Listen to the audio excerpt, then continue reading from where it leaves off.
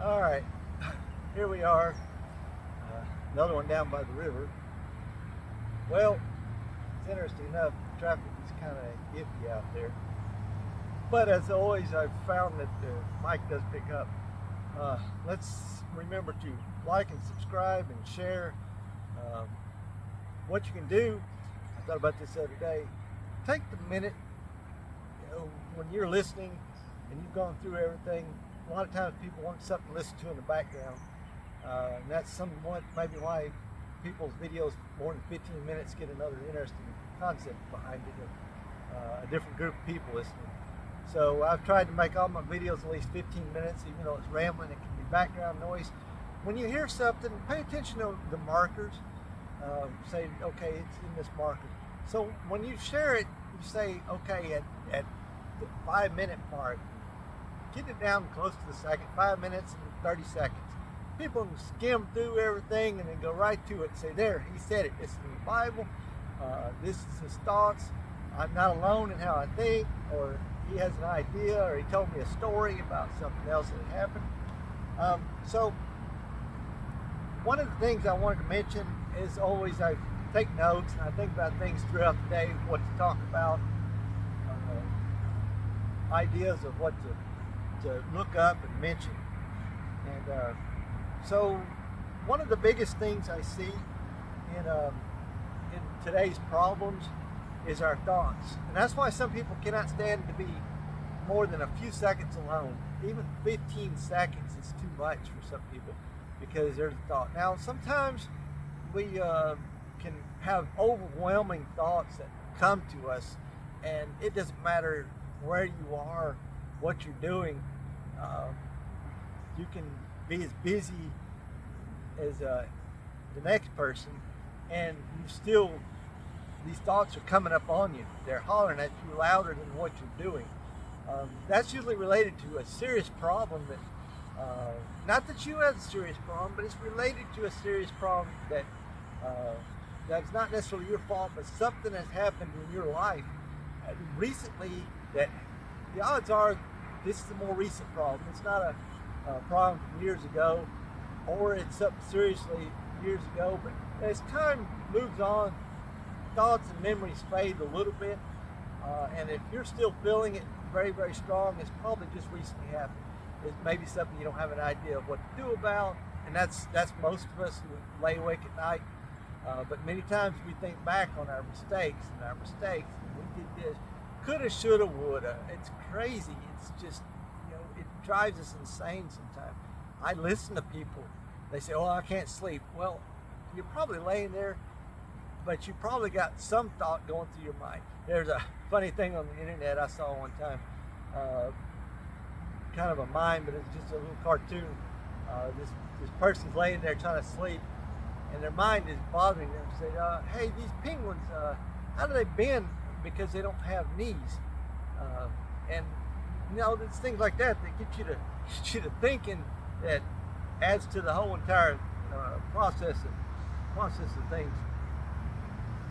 And it's easy to lay there, and the problem is with that is when you lay there, you're thinking of all the things, amazingly, that, oh, I forgot to do that today. Now, sometimes I think of tomorrow, and I think of the next morning. So I'll get back up out of bed, and I will go ahead and move something, because I'll forget it next morning. Try to put things by the door, try to prepare for the next day. 5 minutes of getting back up and resolving the problem. If you get up and resolve the problem, the Bible does say, now there again, I don't have the address, but you can kind of Google it, search it up. Because it's not so important in the scripture, but it's something to think about. Is the fact that it says, do not let the sun go down on your wrath.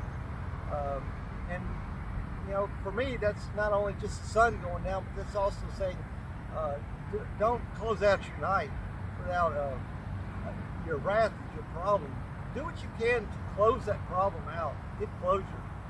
Hey, I should have called such and such. Oh, maybe it's not too late. Or maybe I can send them a text. Sometimes it is too late. You say, it's probably best that I wait till in the morning. Sometimes it's something that bothers you, but it won't bother them if they receive this text in the morning versus past 10 o'clock at night. You have to respect that. Uh, but you have to hope that it's not serious enough to keep you awake. But somewhat that's respected. Interesting enough, something of advice and usefulness, you may have Google it, I'm sure.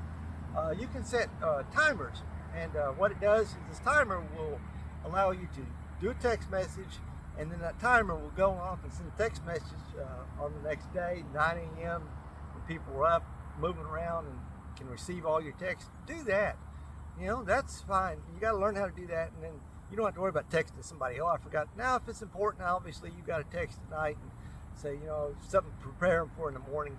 And if they get up, whatever the schedule is, and say, hey, they get up around 6 o'clock before they go to work, set that timer to ping them, to alert them.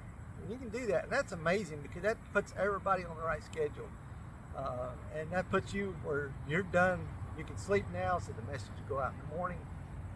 Pretty much you'll get a receive message comment from them, but it's pretty straightforward and it's pretty reliable. It's much more reliable than it is the ideal concept of you sending a message at 10:30, 11 o'clock at night when you're getting ready to go to bed and they're trying to sleep.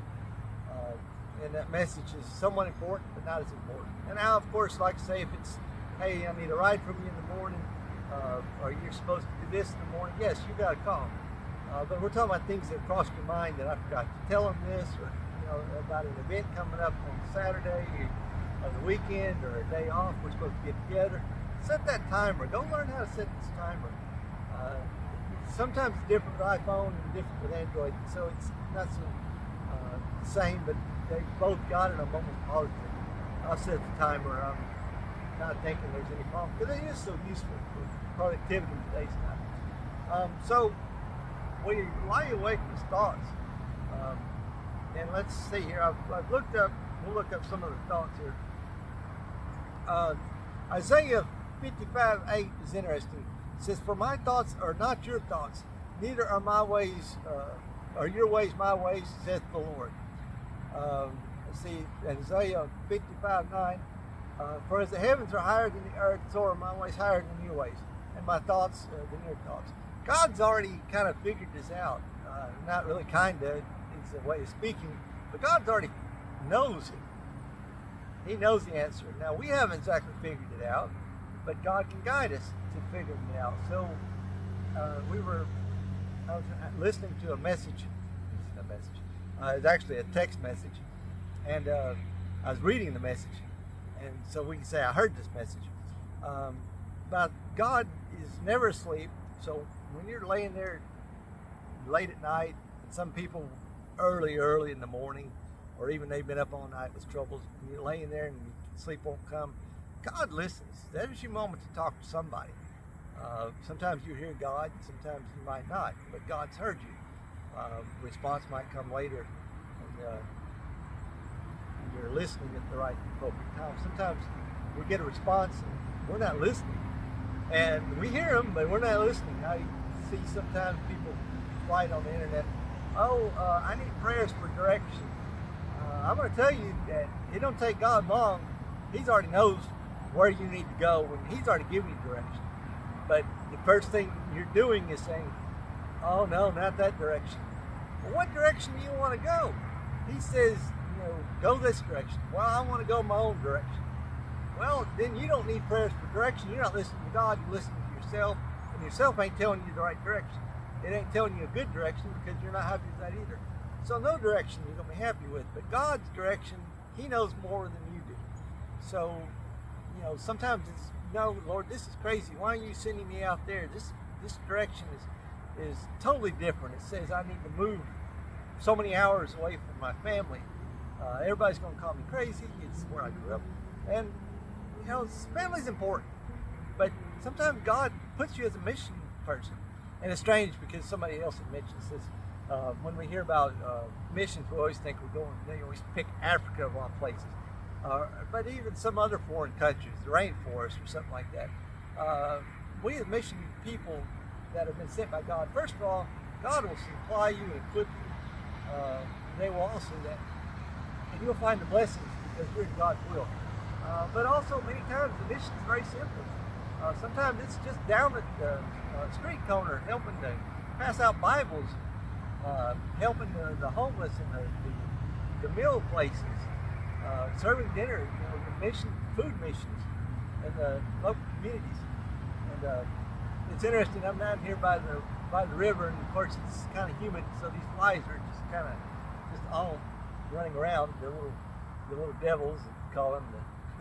So sometimes the flies definitely know when you're holding something. I'm holding my tablet here, and I'm just kind of sitting here on this, doing this video, and the flies see a person that's just stable and doesn't seem like much of a threat.